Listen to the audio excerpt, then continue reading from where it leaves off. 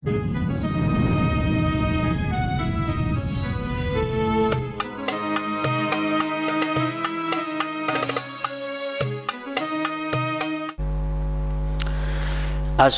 berkata, yang dikehendaki oleh Allah dari amal para makhluk adalah keikhlasan saja. Ikhlas itu yang dikehendaki Allah. Sembahyang itu orang kafir bisa sembahyang. Bazakat orang kafir banyak nang sosial pada orang Islam. Puasa orang kafir banyak nang tahan puasa 40 hari, siang malam ada bermakanan. Cuma orang kafir kadang akan bisa ikhlas. Nah, ikhlas ini yang dikehendaki Allah dari sesuatu perbuatan kita.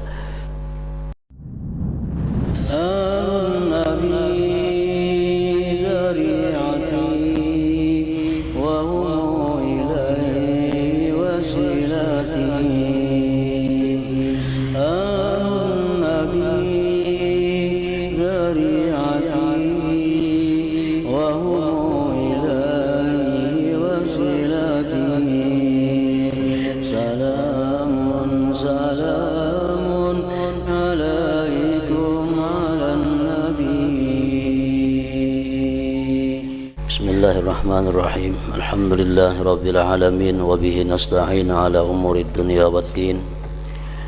Wassalatu wassalamu ala asyrafil anbiya wal mursalin sayyidina wa habibina Muhammadin wa ala alihi wa ashabihi ajma'in. Qala al-musannif al-imam Abu Hamid Muhammad bin Muhammad al-Ghazali rahimahullah wa nafa'ana bi ulumih.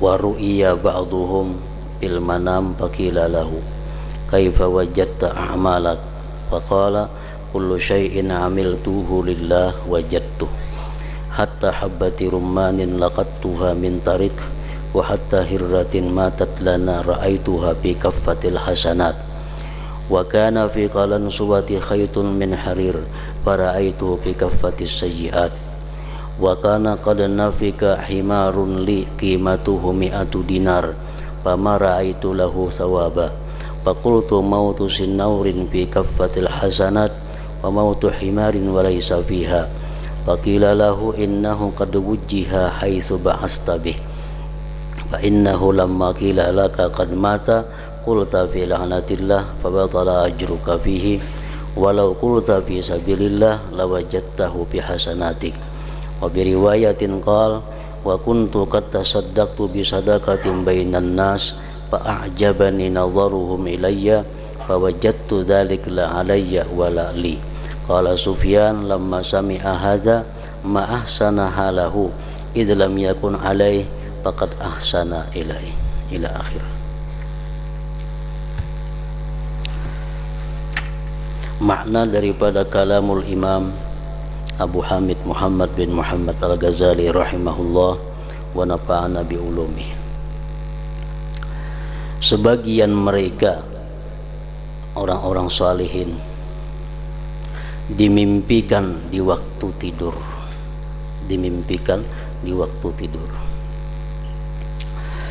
lalu ditanyakan kepadanya, bagaimana kamu dapatkan amal-amalmu? Jadi kawan atau barangkali murid bermimpi lawan gurunya yang sudah wafat. Nah, dalam mimpi itu si murid ini bertakun lawan gurunya, bagaimana kamu dapatkan amal-amal yang dilakukan di dalam dunia itu? Maka ia menjawab, setiap sesuatu yang kukerjakan karena Allah, maka saya dapatkan. Setiap sesuatu amal ibadah, amal perbuatan yang kukerjakan karena Allah, maka saya dapatkannya.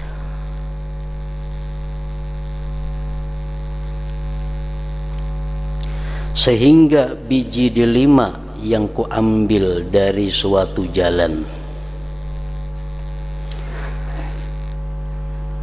dan sehingga kucing yang mati milik kami, saya melihatnya dalam daun timbangan amal kebaikan. Pernah dahulu Sidin rupanya ada membuangi biji delima, sabiji di jalan. Itu mengganggu jalan orang, karena biji itu ada di tengah jalan, bisa terdangsar orang, bisa tak apa. Jadi dibuangi, disisihkan biji delima tadi. Maka Sidin dapati pahalanya itu ada di akhirat. Kucing Sidin mati. Nah, kucing mati, Sidin dapati juga pahalanya ada di akhirat. Artinya hal-hal yang sekecil itu akan terlihat di akhirat balasan apa yang dilakukan. Sesuai dengan firman Tuhan, "Famay ya'mal mithqala dzarratin khairan yarah wa may ya'mal mithqala dzarratin syarran yarah." Allah sudah menjelaskan barang siapa yang beramal seberat biji sawi kebaikan, dia akan melihat ganjarannya di akhirat. Dan siapa yang beramal seberat biji sesawi tapi kejahatan, itu pun akan dia lihat balasannya di akhirat.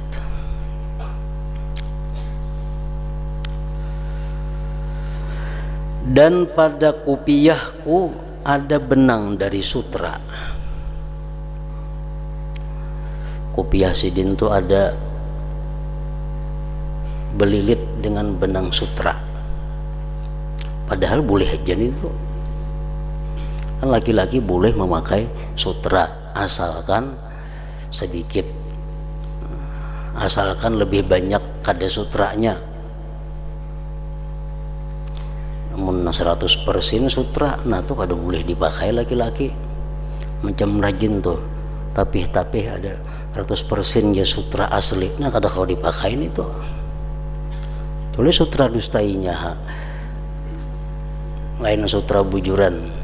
Ini kalau sutra bujur 100% itu kada boleh dipakai. Nah Sidin ini cuma ada sehelai benang sutra di kupiah. Dan pada kupiahku ada benang dari sutra. Lalu saya melihatnya dalam daun timbangan amal kejelikan. Sekalinya jadi amal kejahatan itu. Padahal dari segi hukum fikih itu boleh aja.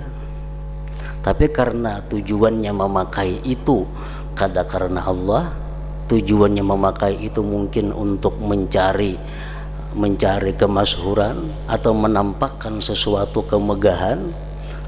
Nah itu menjadi sesuatu amal kejahatan walaupun hanya sehelai benang sutra.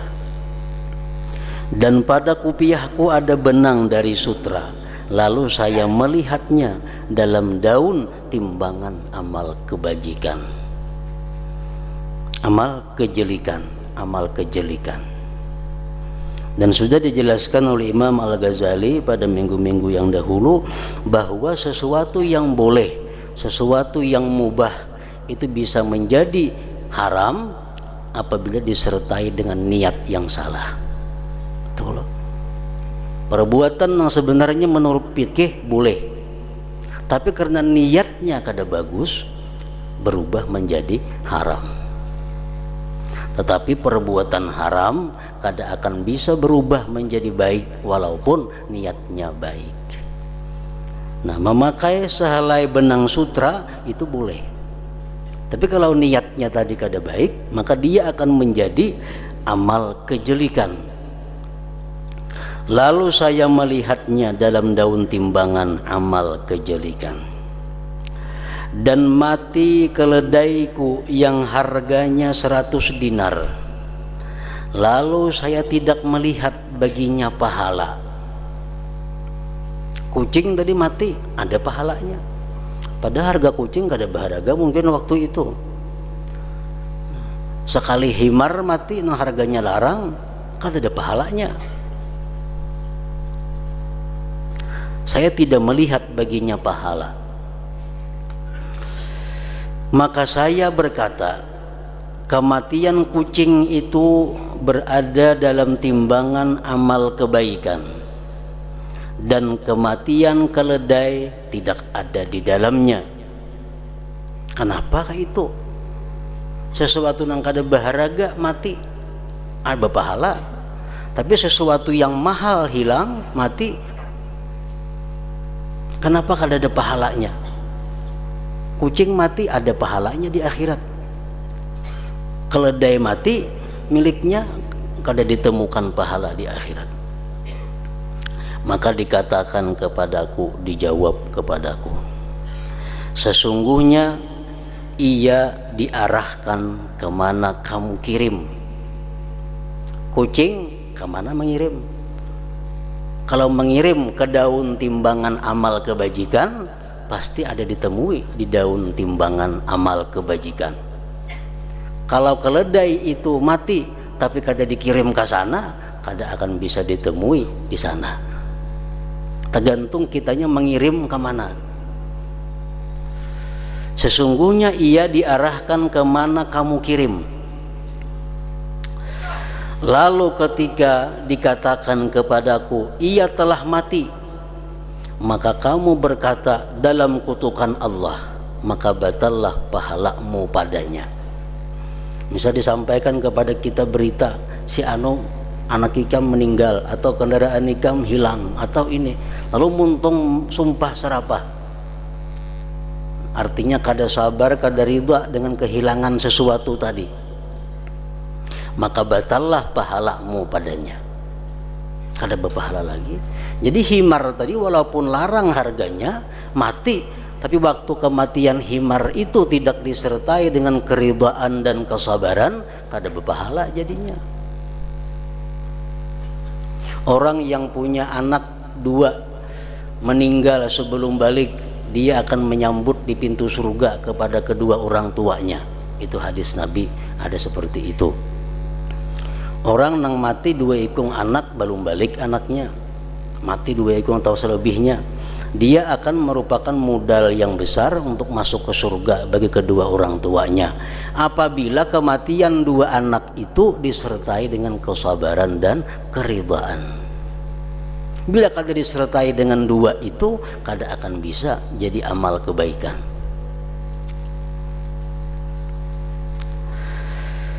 Jikalau kamu mengatakan di jalan Allah, itu himarika mati fisabilillah, menjadi kita memengi. Artinya ridha dengan apa yang ditentukan Allah. Niscaya kamu mendapatkannya dalam amal kebaikan.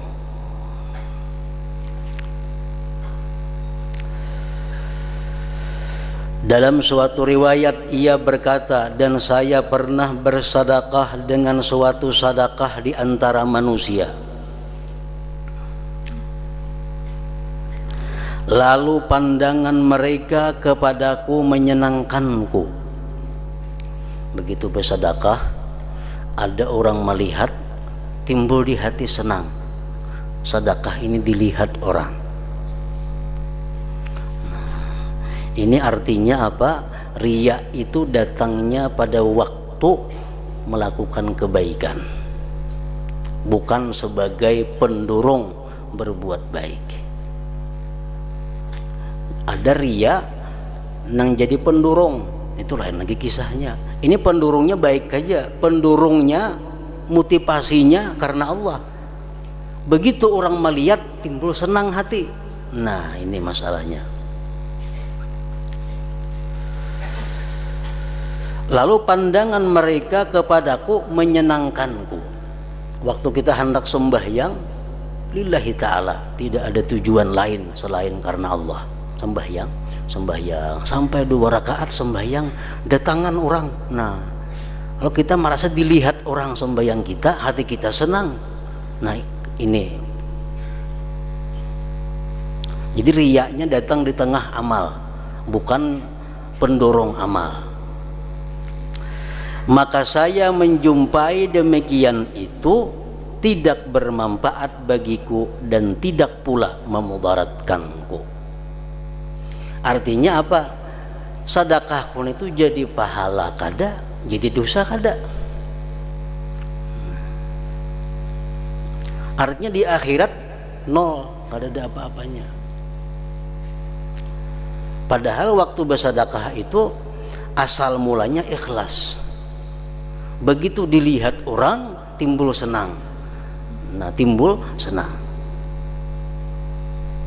Sekali di akhirat kadada napa-napa, pahalanya kadada, dosanya kadada. Maka saya jumpai demikian itu di akhirat, artinya tidak bermanfaat bagiku dan tidak pula memudaratkan. Sufyan Ats-Tsauri berkata ketika mendengar ini kisah, Sufyan Ats-Tsauri memberikan komentar. Ujar Sidin, alangkah bagus keadaannya karena ia tidak memudaratkan atasnya. Untung artinya itu kada jadi dosa. Untung kada jadi dosa. Jangan jadi dosa apa? Mana bersedekah, mana jadi dosa. Artinya orang yang bersedekah kemudian senang dilihat orang, jadi dosa kada, jadi pahala kada, itu sudah untung. Lalu ia Allah berbuat baik kepadanya. Itu ngarannya Allah masih berbuat baik kepada orang itu. Kada disiksanya, kada diazabnya karena riyanya tadi.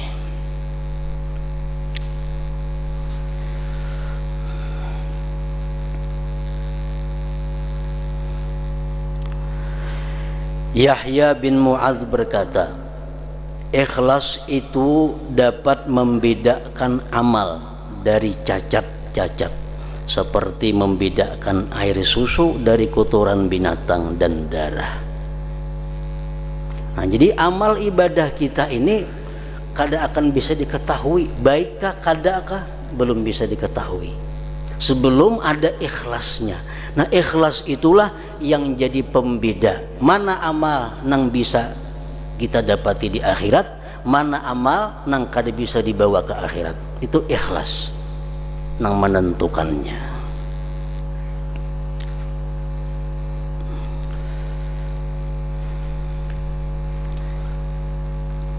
Dikatakan bahwa seorang laki-laki keluar dalam pakaian wanita dan menghadiri setiap tempat di mana wanita berkumpul di dalamnya, dari perkawinan atau kumpulan orang dalam kesusahan. Ini si laki-laki ketujuh menyerbu bila ada kumpulan bebiniannya berpakaian kayak pakaian bini-bini. Kan di Arab tuh bercadar, jadi kada tahu pagelangan ganal kayak laki-laki kada tahu pang, bercadar baju ganal. Jadi si laki-laki ini gawiannya kayak itu, bila orang berkumpulan bini-bini umpat pasang jo baju bini-bini bercadar, kada tahu pada laki-laki. Nah, gawian macam itu.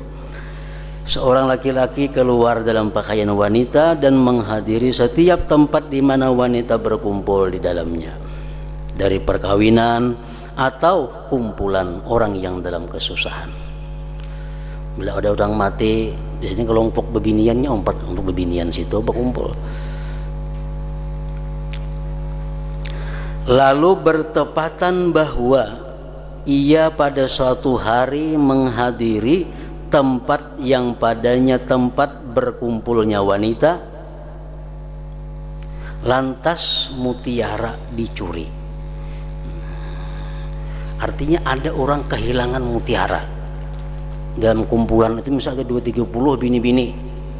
Saya kong ingin tadi umpat di situ.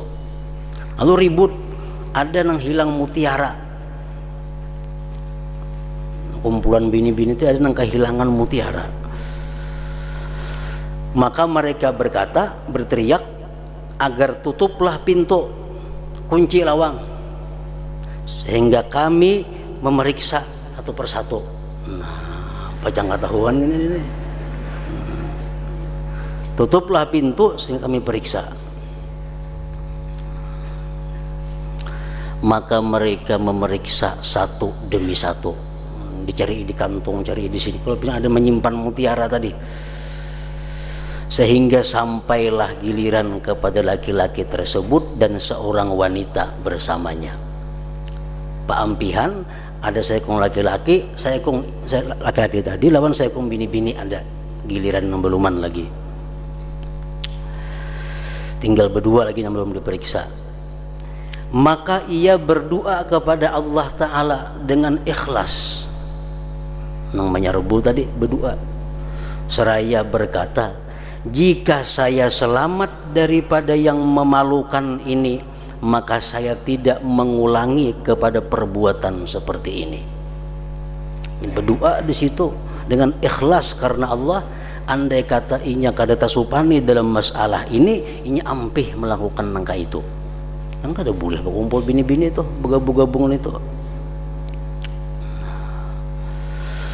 Maka mutiara ditemukan beserta wanita itu. Nah, sekalinya mutiaranya ada jadi hilang. Maka tadi hilang mutiaranya, sekalinya ada mutiaranya. Lalu mereka berteriak agar melepaskan wanita merdeka itu. Kami telah mendapatkan mutiara itu. Nah, jadi selamat artinya daripada dipermalukan di tengah-tengah manusia. Artinya bahwa ikhlas itu bukan hanya menyelamatkan kita di akhirat, tapi juga ikhlas itu pun menyelamatkan kita dari kemaluan, dipermalukan di alam dunia ini.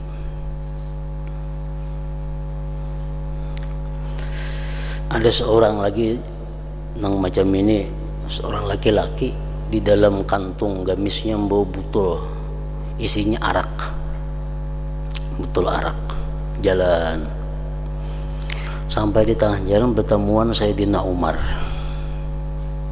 Waktu itu Sayyidina Khalifah Amirul Mukminin. Bertemuan Sayyidina Umar. Jadi Umar tuh napa di gamis tuh pina barat tuh napa dibawa. Maka arak nih, kalau ketahuan ini dipukul bisa dihukum. Nah, laki-laki tadi berdoa kepada Allah dengan ikhlas, ya Allah, jadikan arak ini banyu biasa, dan ulun tubat kada hendak lagi minum arak. Napa Sayyidina Umar dalam kantungan itu banyu putih, wahai Sayyidina Umar. Sini aku periksa, ya Sayyidina Umar. Periksa, sekalinya banyu putih bujur, hilang araknya kada ada lagi. Nah, selamatlah laki-laki tadi daripada penjara, daripada hukuman. Nah, karena doanya itu dengan ikhlas. Nah, jadi kita andai kata kita berdoa tuh seperti dalam keadaan seperti tadi, nah tentu doa kita akan dikabulkan oleh Allah Subhanahu wa Ta'ala.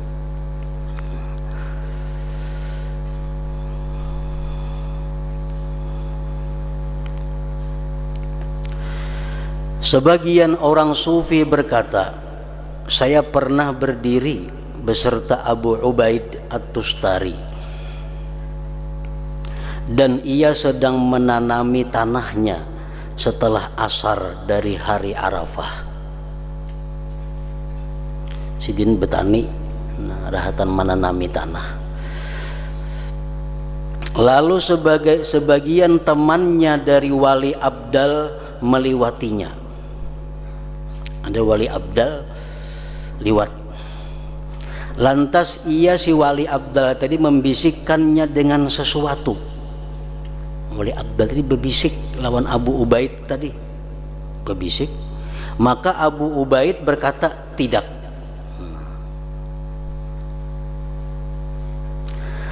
Lalu teman itu berjalan, tidak tadi nang membisiki tadi berjalan hilang. Seperti awan yang mengusap bumi sehingga ia hilang dari mataku. Maka saya bertanya kepada Abu Ubaid, apa yang ia katakan kepadamu? Napa garang dibisiki sidin tadi? Maka jerpian tidak itu. Abu Ubaid menjawab, ia memintaku agar saya menunaikan ibadah haji bersamanya. Ingin tadi membawai aku naik haji. Kan orang Wali Abdal tuh sekejap pin sampai sudahnya ke Arafah situ. Nah, anak dibawainya bahaji. Lalu saya menjawab tidak. Kok ada hendak bahaji? Saya bertanya, mengapa tidak kamu kerjakan? Kenapa kada akun bahaji di bawah orang? 4 rabang di Wali Abdal tadi kenapa kada akun? Ia menjawab, Abu Ubaid tadi menjawab, saya tidak mempunyai niat tentang menunaikan ibadah haji. Aku kada berniat naik haji tahun ini. Kada berniat naik haji tahun ini. Dan saya telah berniat bahwa saya akan menyempurnakan tanah ini pada sore ini. Besokan tadi aku berniat hendak menyelesaikan tanaman ini. Kada ada hendak niat naik haji. Nah, jadi ada orang bawa naik haji, aku jawab tidak. Maka saya takut kalau saya melakukan haji besertanya karenanya. Nah, aku ini takutan kalau aku naik haji itu karena dibawainya nih tuh, nah. Kada karena Allah, karena dibawainya. Maka saya menghadapi kutukan Allah Ta'ala. Dikutuk Allah aku. Karena saya memasukkan dalam suatu amal bagi Allah sesuatu selainnya. Kan haji ibadah. Nang ibadah itu mestinya murni karena Allah. Kalau aku bercampur karena Allah dan karena dibawainya tadi, dikutuk Allah aku. Baik aku menuntungakan tanamanku ini, nah sudah aku niatakan bisukan tadi. Maka apa yang saya di dalamnya itu lebih besar menurutku daripada 70 kali haji. Nah, apa yang kulakukan ini lebih ganal pahalanya daripada 70 kali haji. Nah, naik haji dibawai orang artinya cuma kada ada niat, kada mau. Ada kayak kita, mau kita jangan naik haji di Burung Kabanjar aja menggagas sudah. Marwah Banjar nah gratis makan dijamin, kada tahu niat tahu kada lagi tolak kan sudah. Nah ini dibawain naik haji, cuma karena kada ada niat tahun ini naik haji, kada mau naik haji. Nah jadi niatnya.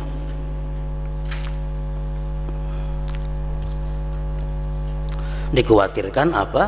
Aku naik haji itu karena dibawainya itu. Nah, jadi bercampur karena Allah dan karena dibawainya. Diriwayatkan dari sebagian mereka, ia berkata, saya pernah berperang di laut, perang sabilillah. Lalu sebagian kami menawarkan keranjang rumput. Sekalinya di kapal itu ada orang menawarkan keranjang. Lalu saya berkata di dalam hati ini begeritik, saya membelinya, baik kutuk hariha keranjang ini murah harganya. Lalu saya ambil manfaatnya dengannya dalam peperanganku. Artinya sagan beperang kau dibawa, sagan membawa alat-alat. Lalu apabila saya memasuki kota, maka saya jual keranjang rumput itu, lalu saya beruntung padanya. Nah, ada menjual keranjang, hati berarti baik ditukari. Gunanya banyak. Sagan ikam berperang tak pakai, dan kayaknya menikam beli ke kampung dijual tuh larang harganya, berhujung keranjang itu. Maka saya beli keranjang rumput itu ditukar. Maka saya melihat pada malam itu di waktu tidur bermimpi seolah-olah 2 orang datang turun dari langit. Lalu salah seorang berkata kepada temannya, tulislah orang-orang yang berperang itu. Yang turun di langit tadi ada berdua, menyuruh kawannya, catat siapa-siapa yang berperang ini orangnya. Lalu ia mendikte kepadanya, si fulan keluar, artinya berperang untuk bertamasa. Ini berperang sekaligus beremian. Si fulan keluar karena ria. Nah saya kemudian 4 berperang supaya dinilai orang jagau, dinilai orang pahlawan kayaknya. Si fulan berperang untuk berdagang. Ini berperang sambil membawa jamu, membawa obat macam-macam, berjualan. Dan si fulan fisabilillah. Nah ini fisabilillah, dicatat, ditulis. Kemudian ia memandang kepadaku dan ia berkata, nah giliranku pulang nih, tulislah si fulan keluar untuk berdagang. Nah ini tulis, ini pedagang nih yang keluar nih. Maka saya berkata, Allah, Allah, tentang urusanku, saya tidak keluar untuk berdagang. Aku berperang ini kada berdagang, dan tidak ada bersamaku suatu perdagangan yang dibawa ke dada, dan tidak ada bersamaku suatu perdagangan yang saya buat berdagang. Saya tidak keluar kecuali untuk berperang. Maka orang itu menjawab, kamu kemarin telah membeli keranjang rumput yang kamu maksudkan bahwa kamu beruntung padanya. Lalu saya menangis, sadar, dan saya berkata, janganlah kamu tulis aku pedagang. Maka ia memandang kepada temannya dan ia berkata, apa pendapatmu wahai kawan? Tulis tanggapannya pedagang kah, sabilillah kah?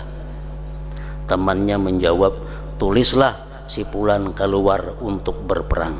Hanya saja ia membeli di perjalanannya keranjang rumput agar ia beruntung padanya.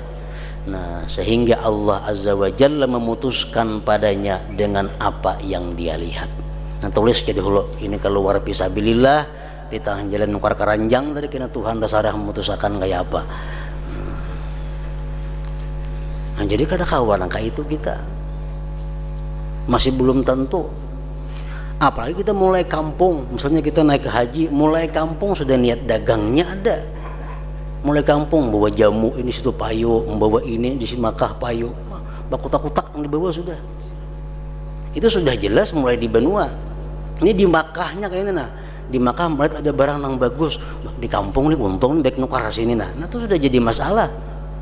Sudah jadi masalah.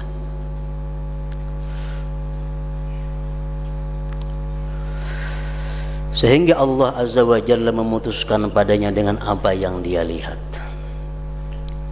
Sari As-Saqati rahimahullah ta'ala berkata, sesungguhnya kamu mengerjakan salat 2 rakaat dalam tempat yang sunyi yang kamu mengikhlaskannya adalah lebih baik bagimu daripada menulis 70 hadis atau 700 hadis dengan ketinggian, dengan niat yang kada baik. Artinya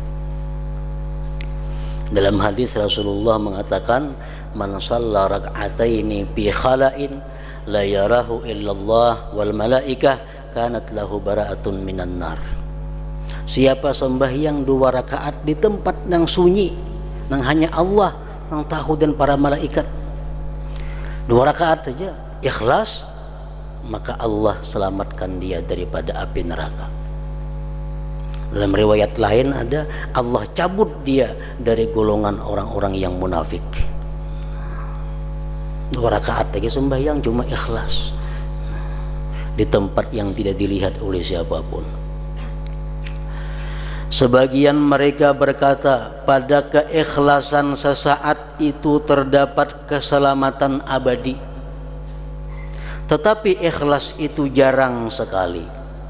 Dan dikatakan ilmu adalah bibit dan amal adalah tanaman dan airnya adalah ikhlas.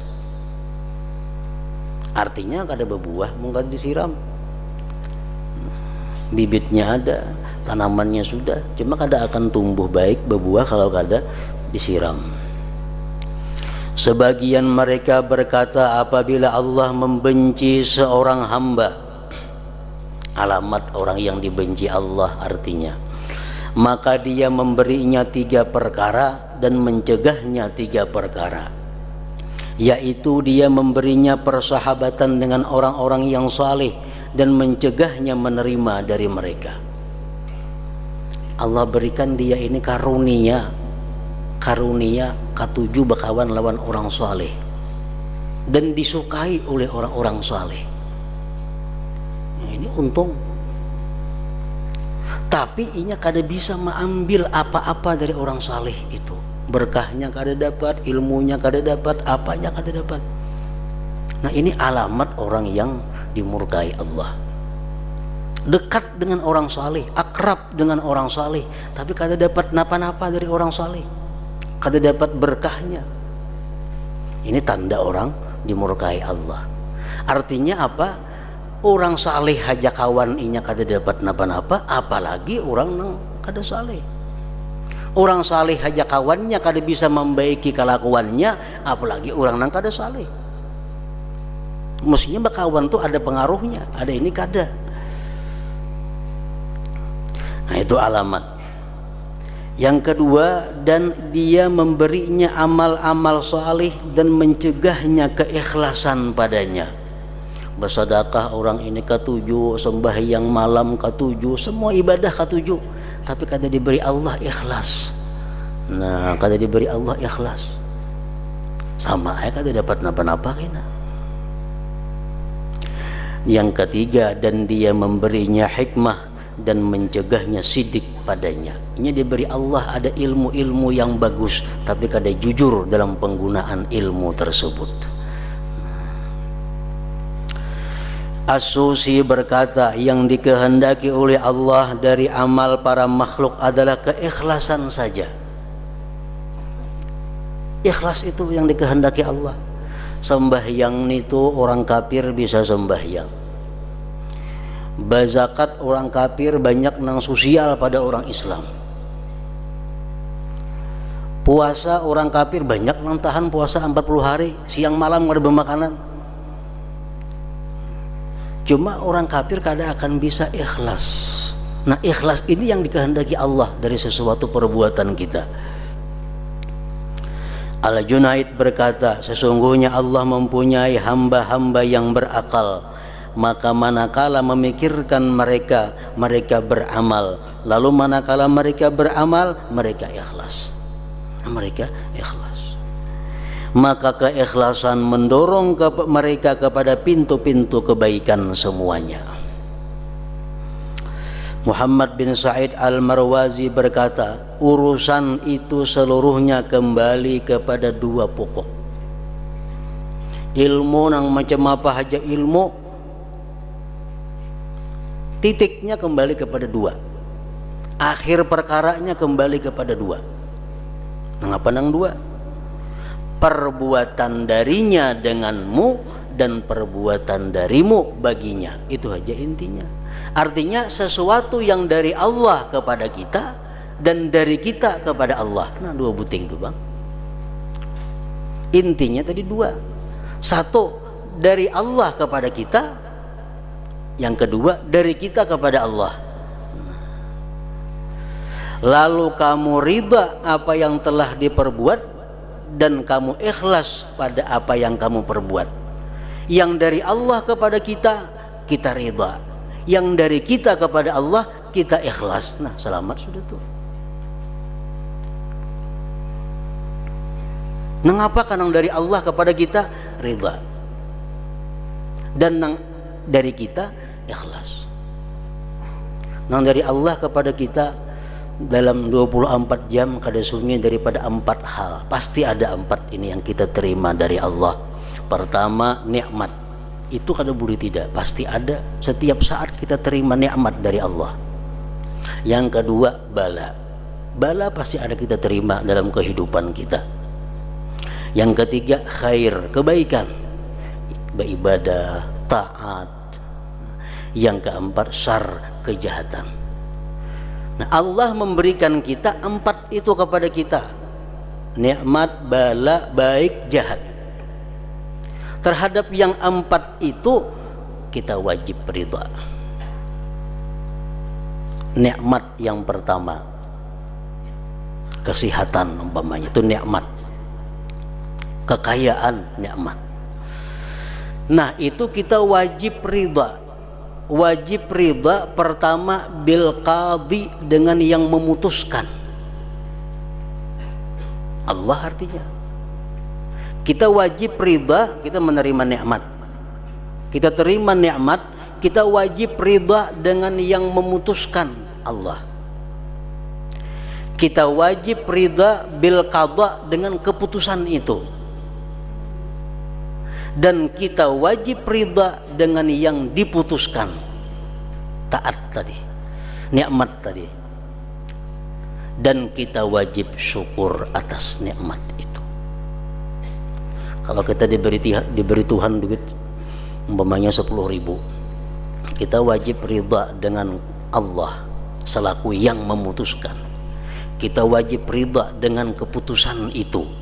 Dan kita wajib ridha dengan yang diputuskan, duit 10.000 tadi, dan kita wajib syukur dengan itu duit 10.000. Nah, jadi bila kita dapat nikmat itu kita wajib 4.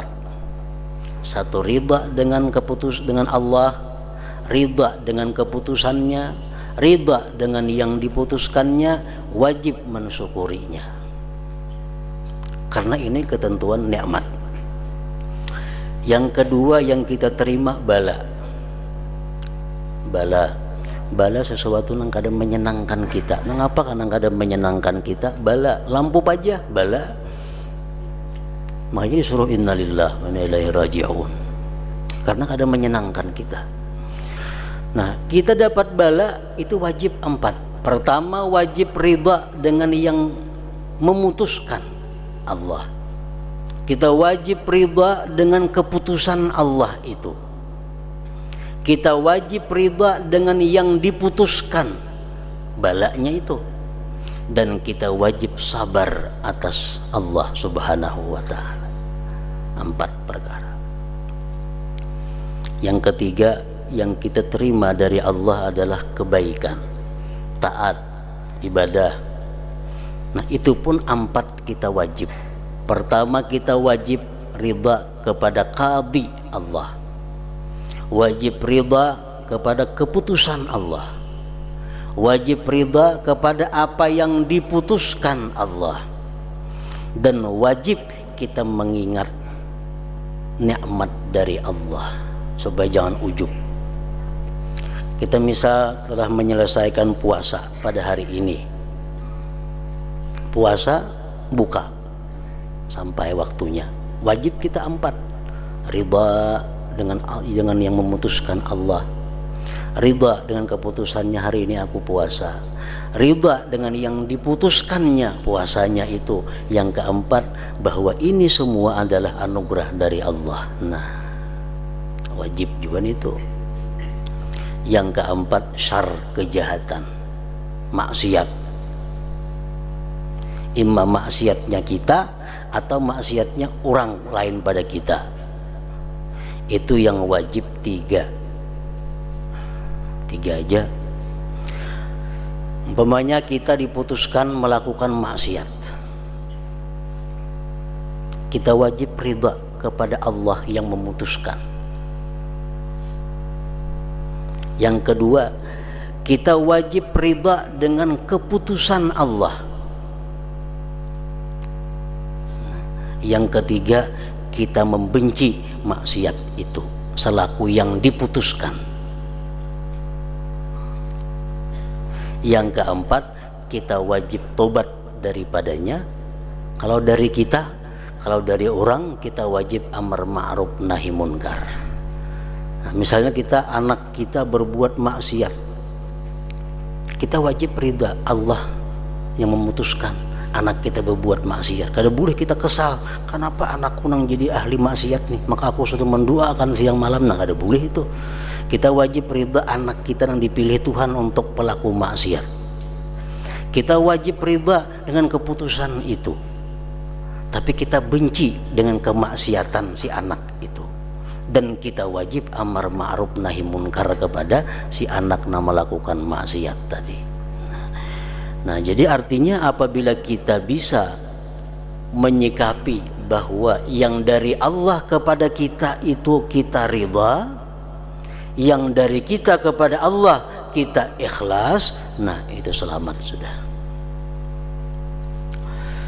Jadi kamu telah bahagia dengan 2 pokok ini dan beruntung di 2 negeri, dunia dan akhirat. Kemudian penjelasan tentang hakikat ikhlas. Nah, macam apa sebujurannya nangaran ikhlas itu.